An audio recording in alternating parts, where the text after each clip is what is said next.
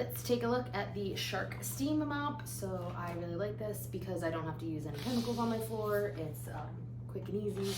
So let's take a look at how to use it. So you will pour the water into here, and it does come with this little cup to pour your water or distilled water into there. It comes with 2 of these pads, which are super simple to put on. You just kind of push them, pull them up, and it has this Velcro in them, so it'll stay on like that. You can adjust the handle height here, so you'll just flip this up and you can pull or push down.